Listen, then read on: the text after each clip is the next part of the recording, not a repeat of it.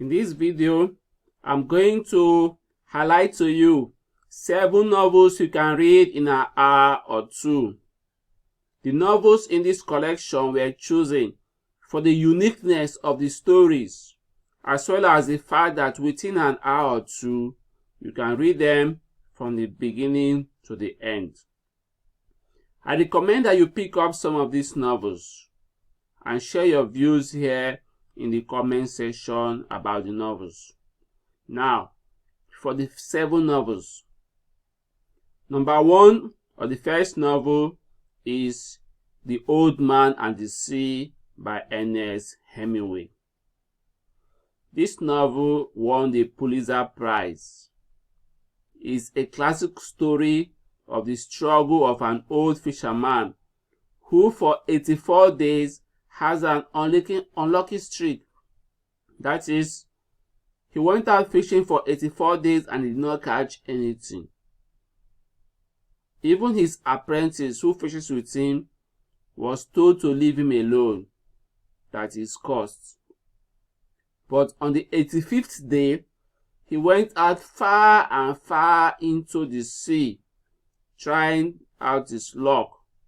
And you know what? He catches a great fish, a marlin fish, which he begins to realize that it is a sign of his struggle, because the marlin fish was a desperate fish. The fish struggles to survive, takes the fisherman far into the sea for days and nights. But finally, the marlin fish tires out. And when the fisherman is happy that yes, he has caught the greatest haul of his life, some shark follow the trail of the marlin fish, because the fish leaves trail of blood behind, and they begin to devour the marlin fish, leaving the fisherman empty-handed. What a sad story. The old fisherman fantasizes on the cruelty of life and the nature of the living world. This novella is 96 pages long. I really enjoyed it. It was a fascinating tale. You should pick it up and read. Now, the second novella I'm going to pick for you or recommend to you is Of Men and Mice by John Steinbeck. This novella is set as a relationship between 2 migrant workers named George and Lenny. It highlights the struggles and ambition these migrant workers have. And finally, they make plans to buy land where they will live together. You see, migrant workers go through many problems, and the writer was trying to highlight their problems in this novella. The author paints a picture of migrant life filled with isolation, distrust, and fear. Now, these 2 friends, George and Lenny, will remain friends forever, even till the death of Lenny. Lenny is accused of murder and he runs away, and George volunteers to kill him to prevent Lenny from being captured for murder. Their friendship was a very strong one. The bond between both friends was very strong. Never in literature have I seen 2 friends that are devoted to each other like George and Lenny. This novella is 103 pages long. Very interesting also. Now, the third novel I'm going to pick for you is The Stranger by Albert Camus. The story is set in Algiers, and we are told that Mesut, who lived in Algiers with his mother, finally sends her to an old people's home, which in Africa is something you don't do so all the time. Because of the extended family, old people live with their children, but Mesut is shown as a hard-hearted person who sent his mother to live alone isolated in an old people's home. And when she dies, he goes about life as if nothing has happened, which is also something strange in Africa. This attitude of aloofness to his relatives earns Mercer the reputation of a cold-hearted murderer, such that when he kills an Arab in self-defense, the prosecution says that it is cold, premeditated murder. And do you know what example they use to further their claim? They use the example of his action during the death of his mother.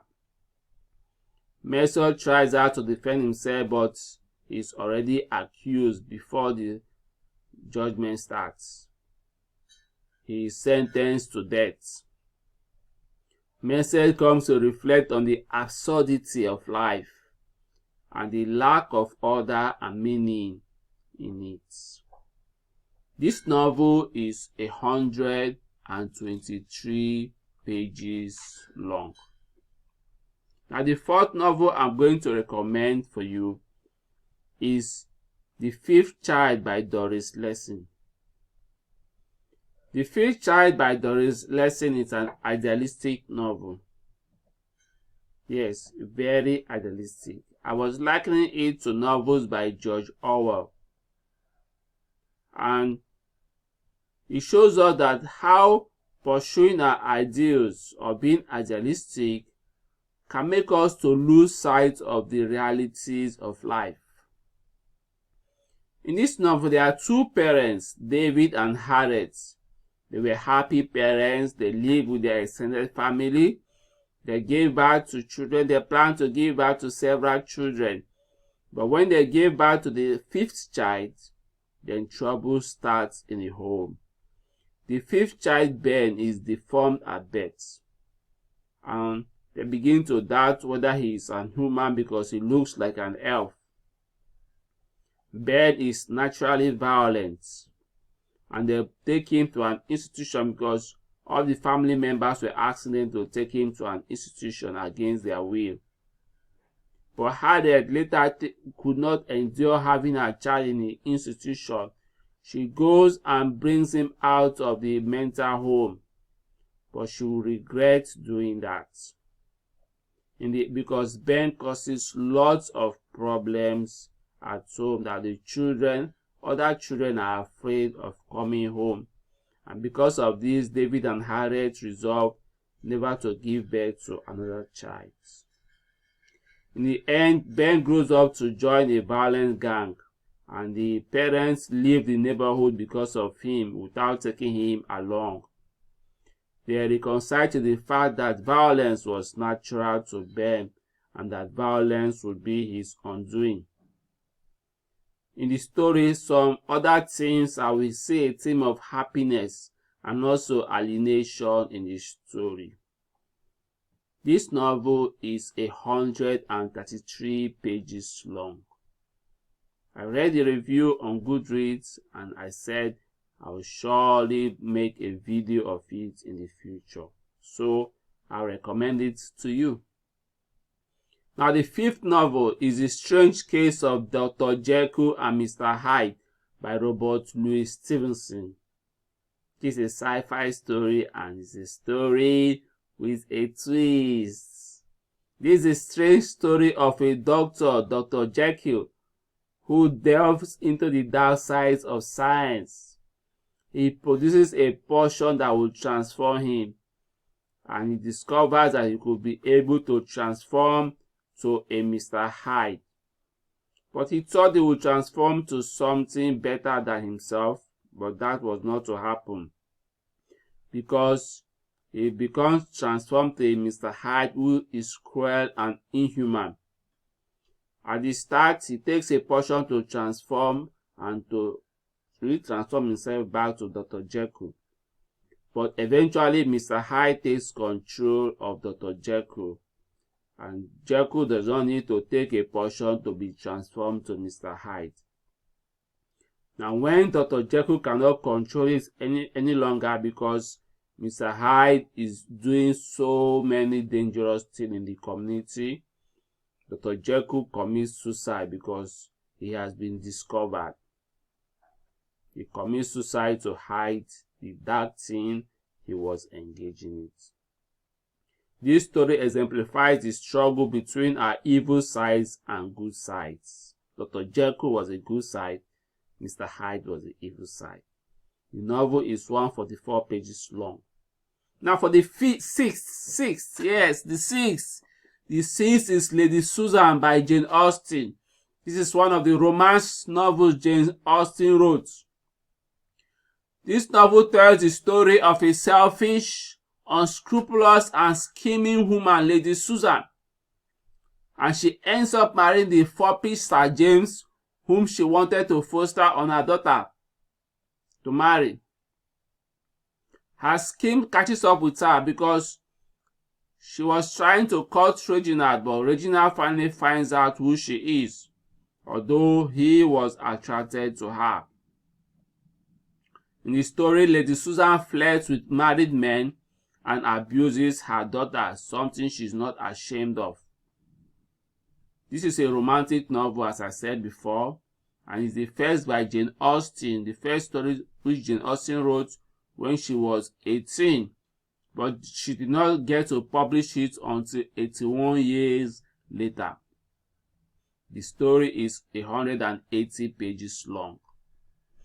Now for the last story, which is 188 pages long in paperback edition on Amazon, is Heart of Darkness by Joseph Conrad. He tells the story as a story within a story. Charles Marlowe is within a story in the book, and he tells another story of what happens in Africa. He tells people the tale of how he went to Africa, and he tells the horrors he encounters in Africa. He helps us to see that capitalism has been the death of African people, as well as imperialism brought evil to them and unleashed violence on the African people. When Marlowe went to Africa, he finds a colonialist, Scots, who is controlling his own tribe with evil techniques, and Cox later dies, but he tells Marlowe the story of how he has survived in Africa, the horrors he has witnessed in Africa. Heart of Darkness is an expose on what happens in our planet and is told in a baleful way. The novel, as I said, is 188 pages long in paperback. Now, each of these novels are great novels, and I will make a video of each of them in the future. So, watch out for the videos about these novellas and novels, because they are interesting reads, good reads. And I will appreciate it if you like, comment to this video, and also subscribe to the channel. 7 novels in an hour or 2. Thank you. Happy reading and have a nice day.